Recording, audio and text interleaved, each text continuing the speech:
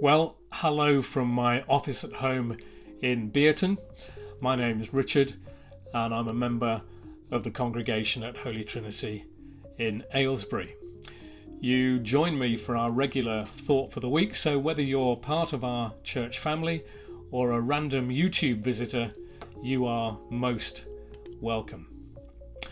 So here we are, halfway through week 5 of lockdown and uncertain of how much more restriction will be needed and for how long. Some of us will be frustrated about not being able to get back to work. They'll be concerned that when we do get back, will there still be a business to work in?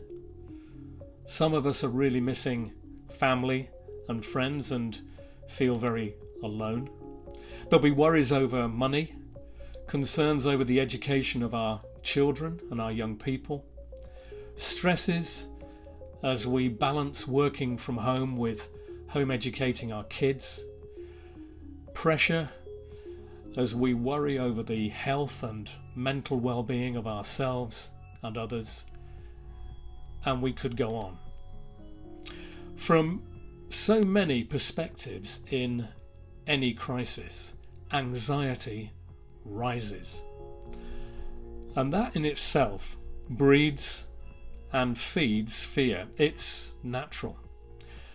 But it can be crippling and distort our outlook. So whatever your situation, I hope that over the next few minutes you'll find the same help and encouragement that I have as I've been reflecting on the current times. I got this picture from one of my sons a few days ago. It was illustrating a CNN news report that since lockdown, air pollution has subsided to such a degree in parts of northern India that for the first time in 30 years, the Himalayas are now clearly visible. Some of the inhabitants may never have seen them in their lifetime. Imagine what it must have been like for them as increasingly over the last few weeks their view of the world has changed profoundly. I'd love to think that the people to the left of centre at the bottom of the picture are gazing in some awe and wonder at the majestic scene that's materialised in front of them. The fact is, of course, that the mountains have always been there. It's just that the pollution-induced fog has meant that the peaks are rarely glimpsed and most of the time they're obscured. Psalm 121 in the Bible opens with these 2 verses. I lift up my eyes to the mountains. Where does my help come from? My help comes from the Lord, the maker of heaven and earth. In the Psalms especially, mountains are often used poetically to convey strength, permanence, stability and security. They engender a sense of being unshakable, steadfast, trustworthy and somehow eternal.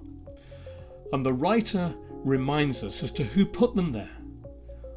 The Lord, the maker of heaven and earth. And so they remind us of the nature and character of God.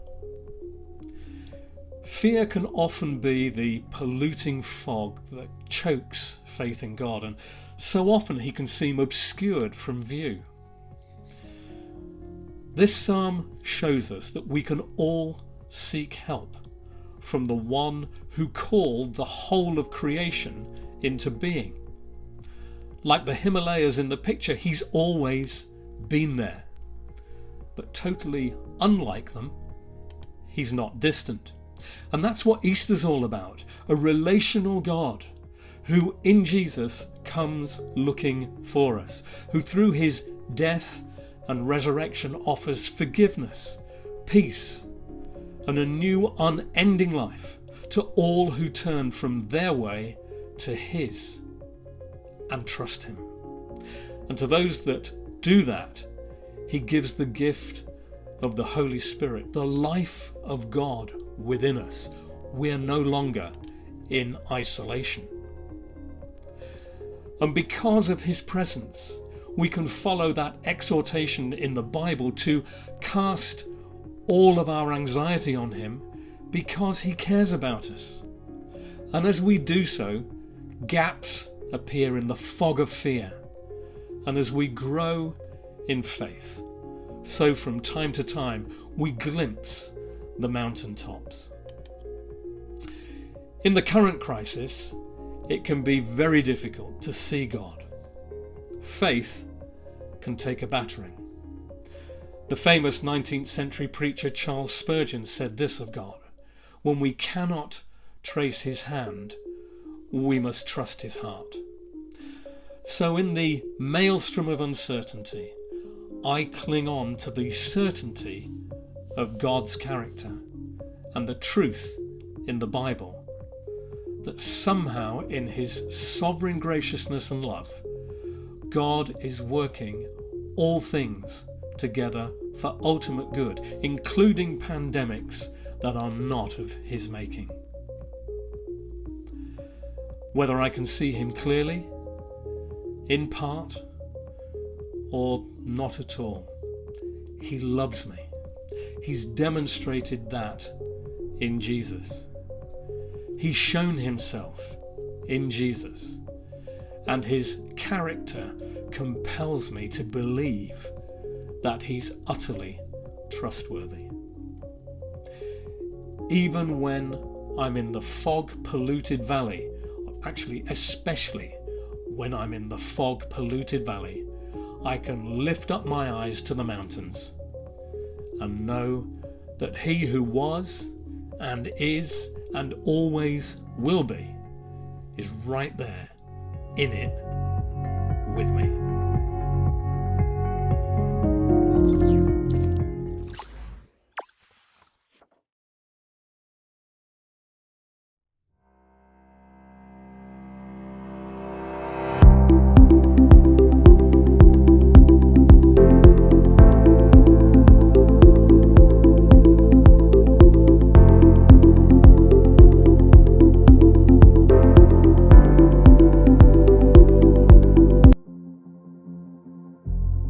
Every day we ask so many questions.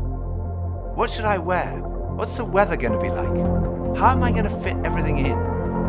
But then there are those bigger questions, like why am I here? Where am I heading? Is there more to life than this?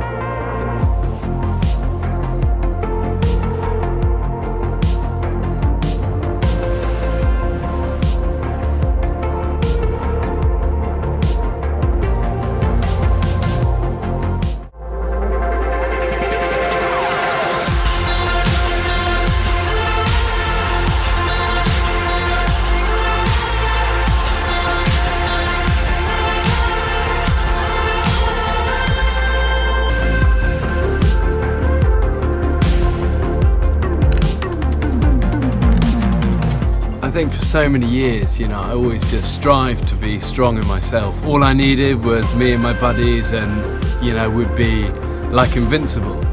But the truth is, none of us are.